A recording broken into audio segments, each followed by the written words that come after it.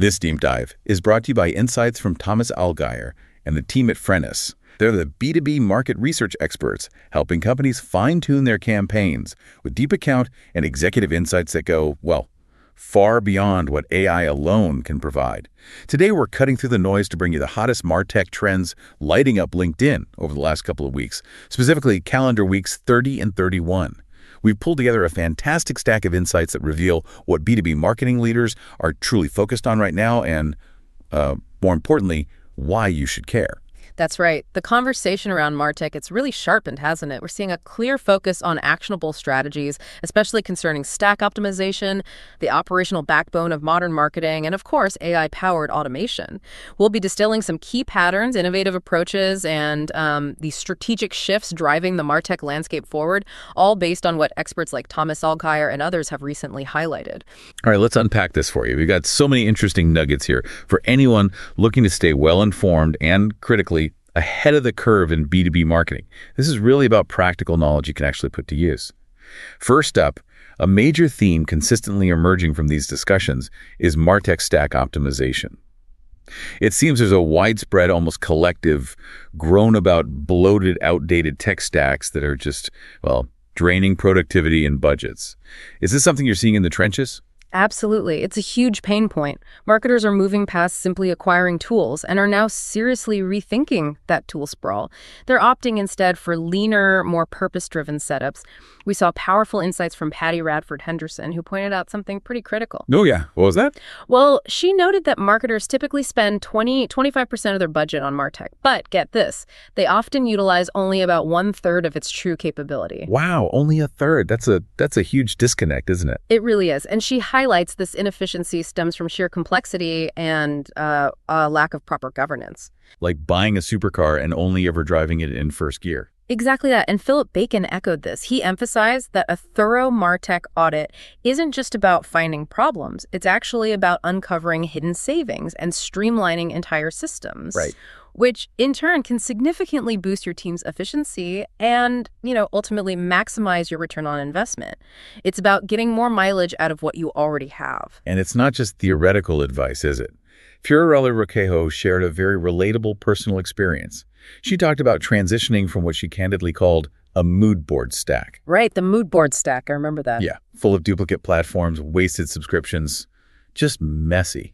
And she moved to a much leaner, far more effective system.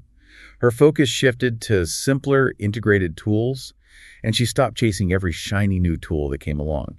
She really drove home the importance of clarity and true connection within your tech stack. Her experience perfectly illustrates the growing advocacy for composability in stack design. Composability, right? Can you unpack that a bit? Sure. Basically, it's about building your tech stack like Legos, using independent, interoperable components you can mix and match, rather than relying on one, monolithic, all-encompassing suite. Tony Uphoff really articulated this well. He suggested a shift from just a sauce focus to demand as a service viewing technology, not just as a collection of tools, but as an outcomes engine. So it's not just about picking individual best-in-breed tools, but fundamentally changing how they integrate and communicate with each other. It sounds like the data layer becomes absolutely paramount here, doesn't it? Precisely. Martin Schoening-Wammen explained that successful composable MarTech truly hinges on structuring your stack around enterprise-wide data providers. Think of a centralized customer data warehouse, or maybe a unified consent and preference management system as the core. Okay. This approach drastically simplifies integration challenges and reduces inherent risks, allowing for much greater agility. And Tony Byrne also made a compelling case for customer data platforms, CDPs, the centralized hubs for all your customer data. This is he. Yeah, for them remaining independent in large enterprise stacks. His reasoning is solid. It prevents vendor lock-in and maintains long-term flexibility. It acts as a truly neutral data layer. I can see how that would prevent a lot of headaches down the line. Yeah. It's kind of like having a universal translator for all your marketing data. It is, yeah. And Jim Dunn reinforced this by describing a hybrid approach.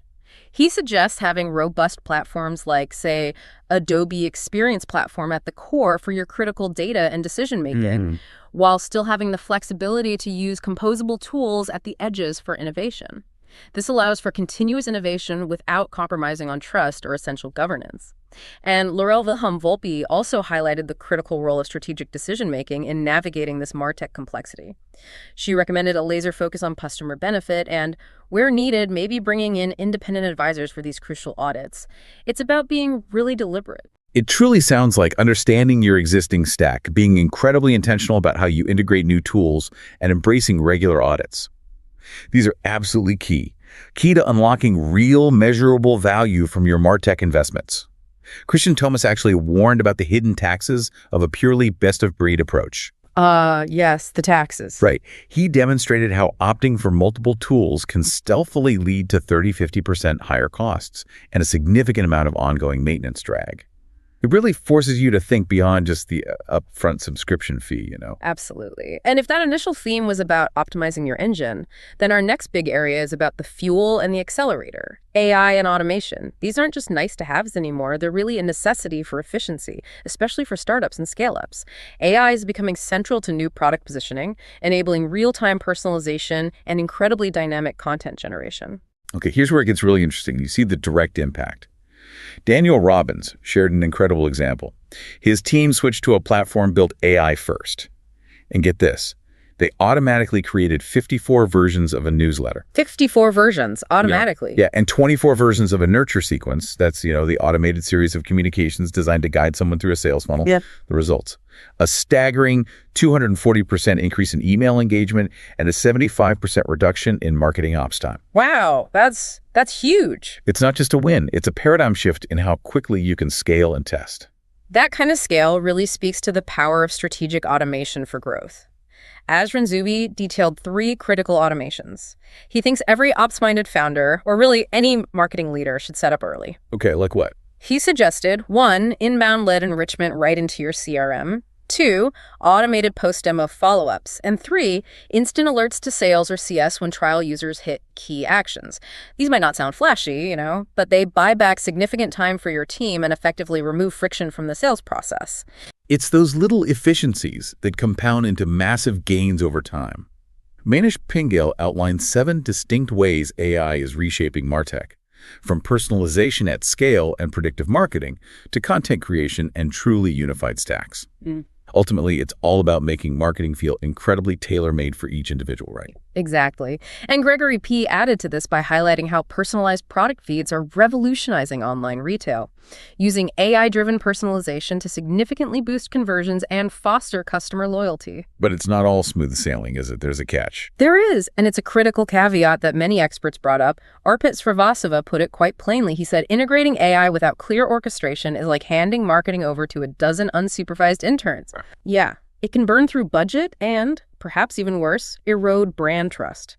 It's not about just plugging in AI. It's about thoughtful, governed integration. Paul Roebuck echoed this, stating that while the future of marketing will involve agencies deploying AI solutions, the absolute key is defining clear API and data standards. And establishing an AI integrator role for proper governance, you need someone minding the store. So it's about integrating AI thoughtfully, with a strategic roadmap, not just adopting tools in isolation. Austin Hay highlighted a fascinating consequence of this. AI is essentially collapsing the walls between traditionally separate functions, creative, technical, analytical work. Blurring the lines. Exactly. Which means marketers need to develop new skills, like prompt engineering and AI collaboration. Because the bottleneck for great ideas, or even simply executing on them, is rapidly disappearing. It truly shifts how we define and run campaigns, moving from static sequences to adaptive, real-time systems. Perfect. Exciting stuff. Definitely. Which brings us nicely to our third theme. Okay, what's next? Beyond the tools themselves and how they're optimized or powered by AI, we're seeing marketing operations professionals, MOPs, truly gaining visibility as strategic enablers. The unsung heroes. Pawan Verma aptly called marketing operations the essential but often overlooked backbone of modern marketing. He noted that when it works well, it's almost invisible, which ironically leads to it being underappreciated. And that invisibility is precisely why it's so vital to bring it to the forefront now. Mike Rizzo outlined 3 distinct career tracks for MOPS professionals. He talked about systems leader, strategy bridge, and go-to-market architect. Interesting. So it's evolving beyond just fixing things. Very much so. This highlights how these roles are moving beyond just fixing what's broken. They're designing and optimizing operational policies and even shaping the entire go-to-market motion as if it were a product in itself. Casey Cheshire further detailed how MOPS pros are becoming key strategic enablers and even go-to-market product managers within their organizations. This operational maturity, this elevated role for MOps, seems absolutely critical then. Critical to unlocking the full ROI from all those MarTech investments we just talked about. Matt Lee brought up a really insightful point that resonated with many. He argues that many companies don't have an intent data problem, but rather an intent action problem. An intent action problem. I like that. They might be collecting all these valuable signals about customer interest, but they lack the orchestration logic to act on them quickly and effectively. That leads to an enormous amount of wasted potential, doesn't it? It really does. It's like having a treasure map but no shovel, or maybe no one assigned to dig. Diana Marin Valencia emphasized that a messy marketing tech stack with poor data flow means you simply can't see the bigger opportunities. She even developed a tool, I believe, to help companies map their current stacks and fix these weak links in the data chain. That's proactive. Yeah. And Francesco Gatti reinforced this. He explained that even with high website traffic, value just slips through the cracks if your systems aren't intentionally integrated. He really underscored the need for tools that remove friction and create a continuous feedback loop for growth. It has to connect. This data quality and integration issue. It seems to be a recurring pain point for almost everyone we looked at. Asa Hockhauser stressed that clean, reliable data acts as a kind of crystal ball for your go-to-market strategy, providing foresight and clarity. But he specifically warned against the dangers of data silos and underscored the fundamental need for a solid, company-wide data dictionary. Absolutely essential. Without that common language, you're building on shaky ground. Exactly. And Dan McGaugh issued a pretty clear warning about the perils of trying to build personalization on a cracked data foundation around, basically without proper tracking or a well-implemented CDP. He argues it will literally double your costs and significantly slow down your growth. And we actually have some data to back that up now. LinkedIn polls run by Daryl Alfonso revealed CRM as the top headache for marketing teams. No big surprise there, maybe. Probably not. But more critically, data is different across tools, was cited as the top data challenge by a staggering 55% of respondents. 55%? Yeah, which strongly suggests that for many, their tech stacks are essentially just disconnected databases floating around. His polls also showed that bad or incomplete data and an inability to agree on attribution are the top reasons why proving marketing ROI remains such a persistent challenge. This all powerfully reinforces the fundamental need for integrated, reliable data to truly operationalize your MarTech investments and show real business impact. So the overarching message for you listening is incredibly clear. Strong strategic marketing operations, underpinned by clean, integrated data, are the unsung heroes of MarTech success. It's not glamorous work, maybe, but it's absolutely foundational. Keegan Longier's analogy of an old washing machine really stuck with me. He pointed out that businesses often don't realize how inefficient their tech stack is. Right, until it breaks. Exactly, until it completely breaks down or they find themselves significantly falling behind the competition. That perfectly underscores the need for continuous review, optimization, and upgrade. This isn't a one-time fix. It's really an ongoing commitment to efficiency. Well said. And that just about wraps up our deep dive into the top MarTech trends we've seen buzzing on LinkedIn over the past couple of weeks.